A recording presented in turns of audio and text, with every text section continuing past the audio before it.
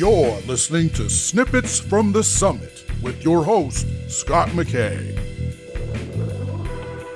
How's it going, gentlemen? This is your main man, Scott McKay, coming at you again with another Snippet from the Summit as part of the Mountaintop podcast from X&Y Communications.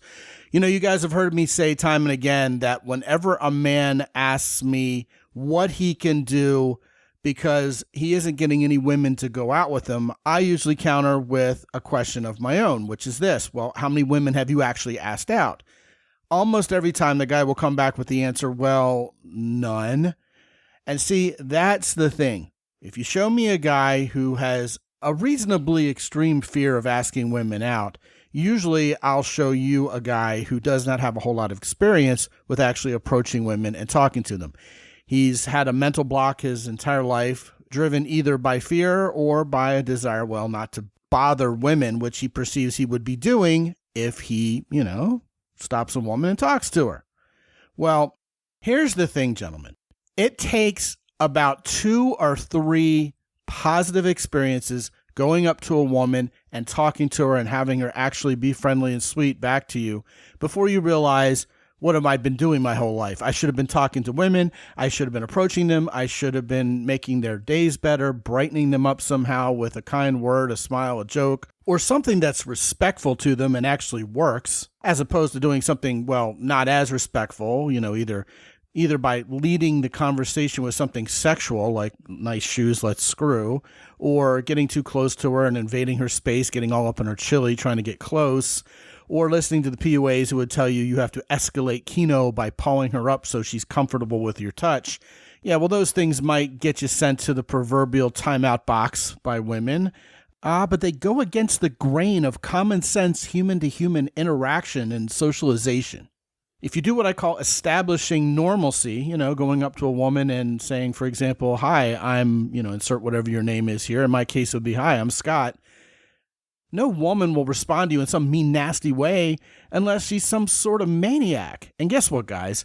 Even though some of us would like to create that proactively defensive posture against mean women by pronouncing them all maniacs or crazy or mean or solipsistic or whatever you're going to call them, the truth is they're just humans, and when you give a human a reason to be friendly and responsive to you in a good way, that's typically what will happen. Only people who are not right in the head socially are going to respond to a friendly approach with something mean. Now, if a woman's had a lot of nasty experiences with men, or she's having a particularly terrible day, maybe she might snap at you. But if you hold your frame and go, wow, you're kind of mean, she'll usually snap out of it and go, you didn't deserve that, I'm sorry.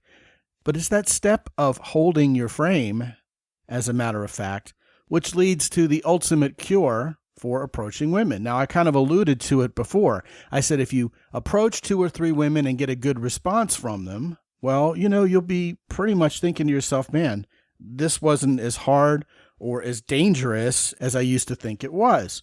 And you'll be off to the races. And as a matter of fact, if you go through 6 or 8 or 10 or 20 or 50 positive approaches, meeting women and talking to them, then if that 51st one is mean and nasty to you, well, you'll have a greater likelihood of being able to laugh it off than if, for example, it was the first or second time it ever happened.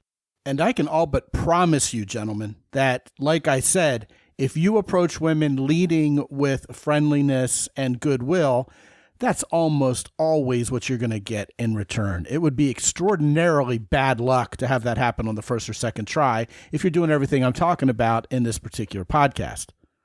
Now, here's the thing.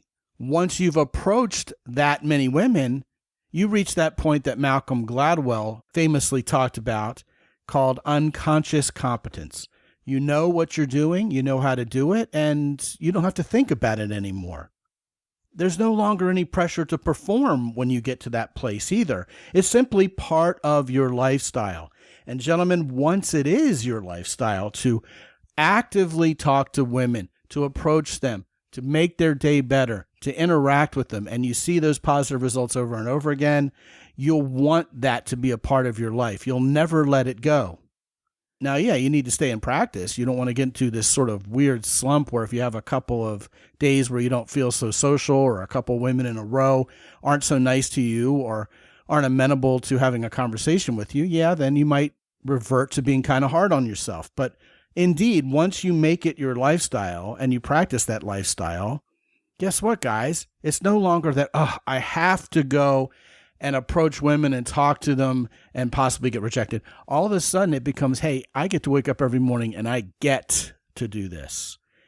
Gentlemen, you will have reached the point where relatively few men ascend to. You'll have this facility that I'm talking about with approaching women, talking to them, and even attracting them that most men can't ever even fathom attaining. You'll be the envy of other men, and you know what, guys? It'll all be because you went for it, and most men never do. That's it.